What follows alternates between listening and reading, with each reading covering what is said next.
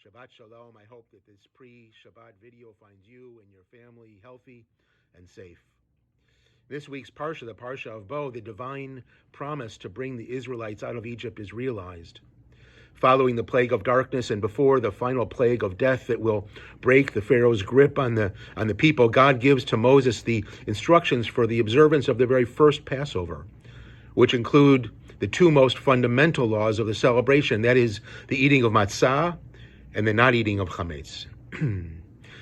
You shall eat nothing leavened, says the Torah, in all of your settlements. You shall eat unleavened bread.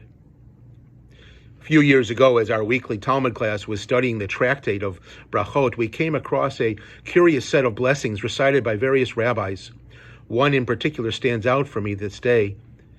The Talmud states that after his private prayers, Rabbi Alexandri would say the following. He said, "May it be your will, Lord our God, that you station us in a lighted corner and not in a darkened corner, and do not let our hearts become faint nor our eyes dim." What does Rabbi Alexandri mean by hearts that become faint and eyes that dim? Rabbi Chamnuna would expand on this passage, and he would say that following Rabbi Alexandri's prayer, he would recite his own prayer. And this is what he would say. He would say, Rabbon ha'olamim galui v'yadu lefanecha, shirtzonenu la'asot ritzonecha, umima akev, seor sheba'isa. Master of the universe, it is revealed and known before you that our will is to perform your will. And what prevents us? The yeast in the dough. The medieval commentator par excellence, Rashi, explains in his commentary, Yetzer hara shebelibenu. He understood that yeast was a metaphor for the Yetzer hara, the evil inclination, which insinuates itself in the dough, which is our hearts. Dough that has risen, that is the chametz, Rashi says, is the Yetzer hara. Ordinarily, we think of the Yetzer hara as an urge countering our better judgment, causing us to act only in our own self-interest without regard for others. But Rashi reads even deeper. The balance of his commentary is a brilliant four-syllable insight into the human psyche based on a wordplay. He says, don't read chametz. Rather, read a word based on the same root letters as chametz. Hamachmitzenu. That is, a failure to seize the moment. What stands between us and the fulfillment of the divine will isn't some abstract form of evil. Rather, it's an ocean of ships that have already sailed. The Yetzer hara is in some externalized manifestation of the human ego, always egging us on to ruinous behavior. It's part of the human condition, our propensity to pass up our chance, to throw away our shot.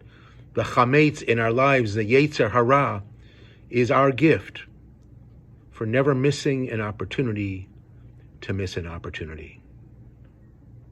This past Wednesday, the world was mesmerized when, during Joe Biden's presidential inauguration, the youngest poet laureate at 22 years of age, Amanda Gorman, read her poem entitled The Hill We Climb. How aptly Miss Gorman acknowledged precisely the danger of letting the most important things in life get by us. When she read these words, she said, "We've learned that quiet isn't always peace, and the norms and notions of what just isn't always justice. And yet the dawn is ours before we knew it. Somehow we do it. Somehow we've weathered and witnessed a nation that isn't broken but simply unfinished." What a powerful and important message, underscoring the American spirit as our country, God willing, moves forward. Friends, Pesach is right around the corner. And so when we eat our matzah at the seders, our bread baked without yeast, it's a reminder to us that true freedom means appreciating our ability not to let slip by moments of love and friendship, righteousness, occasions to build, create, and to lift one another up. A reminder of how often our quest for perfection ends in inaction. a reminder of how often we intend to raise our voices to match our indignation, yet we end up reciting to ourselves what we would have said, without ever really saying it. The 3rd century Rabbi Chamnuna taught us something important, as did Amanda Gorman. Freedom is about opportunity, not only for ourselves, though, but for our neighbors, for our nation, and always in striving to do God's will. Shabbat Shalom.